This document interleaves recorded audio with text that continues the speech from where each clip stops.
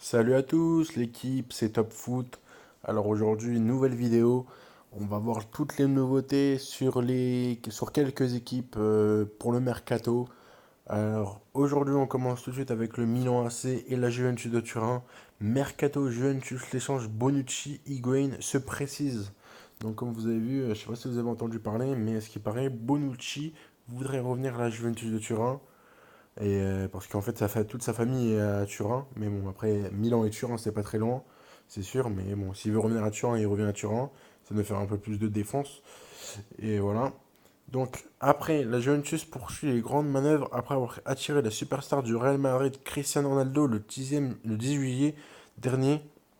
Le champion d'Italie en titre ne semble pas vouloir s'arrêter là.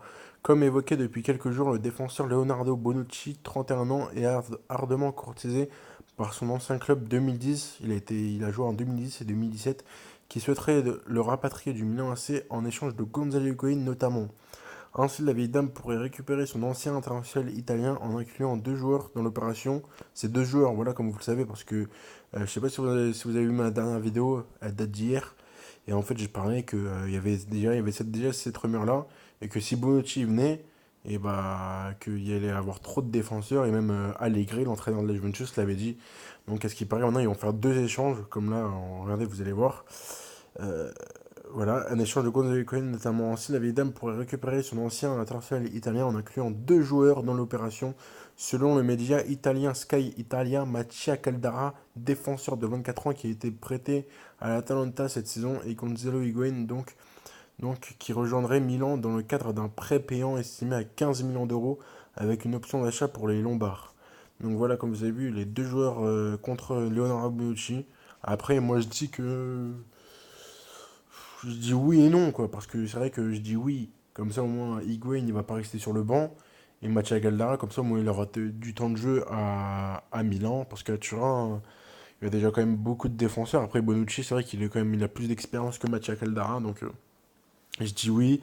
Et je dis non aussi parce que ça fait un peu chier de perdre un peu Higuain. Désolé pour le langage, mais ça fait un peu chier de perdre Higuain parce que c'est un bon attaquant. Mais bon, après, de toute façon, il y a toujours un début et une fin, donc voilà. Euh, donc, dernier point à finir dans cet échange entre poids lourd, l'Argentin de 30 ans souhaiterait une augmentation de son salaire évalué à 7,5 millions d'euros par saison. Voilà, rien n'est donc encore fait, surtout que Chelsea est toujours dans la danse pour enrôler l'ancien attaquant du Real Madrid, auteur de 16 buts la saison passée en Serie A. Donc voilà, toujours rien n'est fait, mais il y a toujours Chelsea aussi qui est derrière le Milan AC pour parler de ça, parce que vous savez que à Chelsea maintenant, Antonio Conte est parti. Bon, c'est vrai que c'est un Italien, mais il y a encore un Italien qui a repris la place, c'est un entraîneur, c'est Maurizio Sarri, l'ancien entraîneur du Napoli. Donc voilà. On va passer tout de suite avec la Juventus. La Juventus, Ronaldo devra s'acquitter de 19 millions d'euros.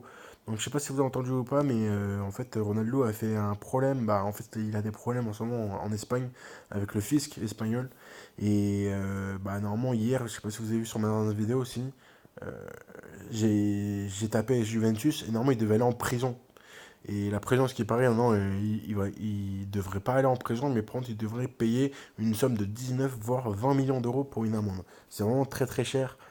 Mais bon, après, ça dépend de ce qu'il a fait. On ne sait pas trop ce qu'il a fait. Donc, tous les médias parlent de trucs, mais on ne sait pas trop ce qu'il a fait.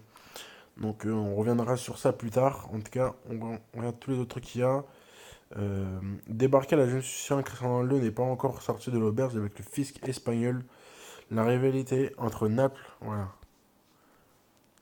donc avec le fisc espagnol, c'est pas toujours réglé. Donc c'est pour ça que Ronaldo devra payer entre 19 et 20 millions d'euros pour une amende que pour moi ça fait extrêmement cher. Mais bon après avec la Juventus il touchera à 30 millions par saison. Donc s'il reste 4 ans, ça fait 120 millions d'euros les 4 années qui resteront, ça fera 120 millions d'euros.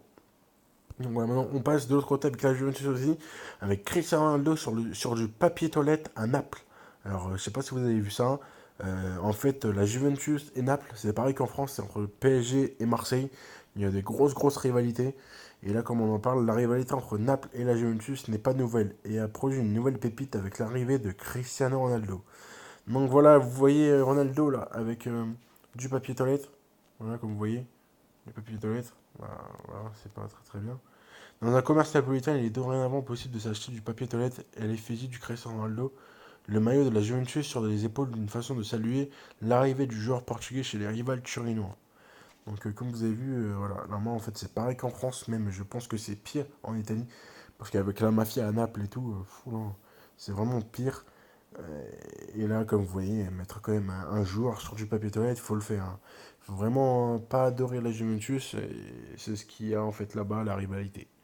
Donc voilà. Et les Napolitains, sans doute un peu jaloux de l'arrivée de la superstar, la vieille dame, on est donc tenu à accueillir CR7 à leur manière. Cette réaction était certainement motivée par le fait que Ronaldo a bien failli atterrir en Campanie. Normalement, en fait, il devait atterrir aussi à Naples. Normalement, il devrait peut-être jouer. Il devait peut-être jouer à Naples, mais Naples, en fait, il lui offrait pas par saison 30 millions d'euros. Il lui offrait un peu moins, je crois qu'il lui offrait. Il lui offrait 19 ou 20 millions d'euros. Un peu moins, un peu plus, je crois. Parce que je crois qu'au Real, il touchait 22 millions d'euros. Et ouais, à Naples, je crois qu'il lui touchait aussi 23, 24, 2 millions d'euros de plus.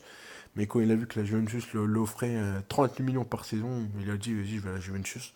Donc voilà, en effet, le président du Napoli, Aurelio De Laurentiis, avait récemment confié à la Repubblica avoir eu l'occasion d'engager Cristiano Ronaldo, mais il aurait refusé pour des raisons financières. Voilà, comme je vous l'ai dit, c'est ce que je vous ai dit, parce que la Juventus payait plus la saison, par saison pour Cristiano Ronaldo. Donc maintenant on passe du côté du Real de Madrid avec Ancelotti. Ancelotti prêt à devancer le Real Madrid pour Cavani. Comme vous savez, normalement Cavani devrait quitter le PSG, encore c'est pas fait, mais il y a des rumeurs. Et normalement il devrait aller au Real Madrid, mais comme vous savez, Carlo Ancelotti a pris la place de Maurizio Sarri. Maurizio Sarri maintenant qui est à Chelsea. Et Carlo Ancelotti qui est entraîneur du Napoli. Et donc maintenant, ce qui paraît que Maurizio Sarri devrait... pas Maurizio Sarri, mais vous s'appelez Carlo Ancelotti devrait devancer le Real Madrid pour Cavani.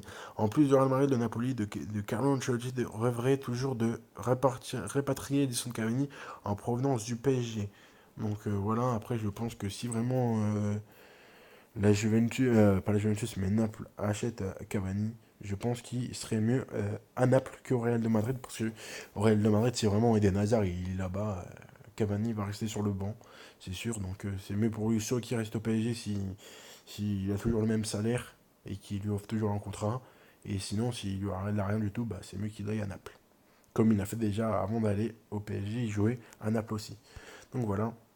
En plus du Real Madrid, le Napoli de Carlo Ancelotti rêverait toujours de rapatrier Edison Cavani en provenance du PSG, comme je vous l'ai dit. Et Carlo Ancelotti n'aurait pas abandonné l'idée de pouvoir recruter Edison Cavani alors que Cristiano Ronaldo a rejoint la Juventus. Le Real Madrid voudrait faire d'El Matador son digne successeur à la Maison Blanche. Selon les informations de la Gazzetta dello Sport divulguées ce vendredi, Florentino Pérez aurait bougé de ses pions pour le buteur du PSG. Les successeurs de Zinedine Zidane auraient débuté les négociations avec la direction parisienne. Et Carlo Ancelotti n'oublierait pas Edinson Cavani.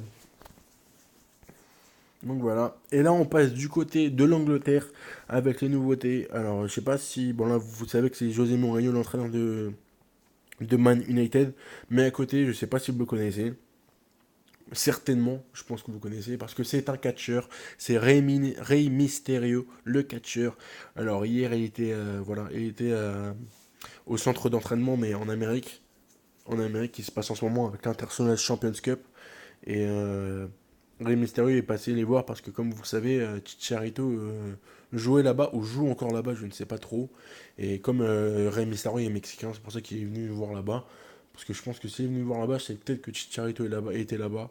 Et c'est pour ça qu'il est venu. Donc voilà, Rey Mysterio à Manchester United pour passer une petite salutation aux joueurs de Man United et de l'entraîneur José Mourinho. Et là, on revoit encore une photo. Voilà, avec les deux joueurs de Manchester United et Rey Mysterio au milieu. C'est vrai que Rey Mysterio est tout petit hein, face aux deux joueurs de Man United, comme vous le voyez. Et là, on passe du côté de Radamel Falcao avec l'AC Milan. Radamel Falcao est dans le viseur du Milan AC selon Sky Sport Italien. Le club italien a déjà fait une tentative auprès des dirigeants de l'AS Monaco pour le transfert du buteur colombien. Sous leur couleur, la réponse de Vladimir Vasiliev est pour l'heure négatif. Le russe veut garder ce joueur redevenu très important pour son équipe. Donc normalement, l'AC Milan devrait devrait acheter Falcao, mais comme vous l'avez entendu, l'AS Monaco voudra le garder parce que si, je pense que s'ils le vendent, ils auraient, ils auront pas beaucoup de joueurs, mais la pente, je vous l'ai pas dit, mais il y a eu Alexander Kolovin, le joueur russe qui a fait une très très belle Coupe du Monde et qui est maintenant un joueur de l'AS Monaco, donc très très bon Alexander Kolovin. Normalement, Alexander Kolovin était pisté par l'AS Monaco, la Juventus, le Real de Madrid, je crois aussi, et Manchester United, il est parti directement à l'AS Monaco. Donc voilà. En tout cas, j'espère que tout ça vous a plu. C'était les nouveautés du mercato. Je vous en ferai encore un ce soir si j'ai le temps, ou sinon demain matin pour les nouveautés du mercato. En tout cas, j'espère que ça vous a plu. Prenez soin de vous. C'était le foot, top foot. Salut.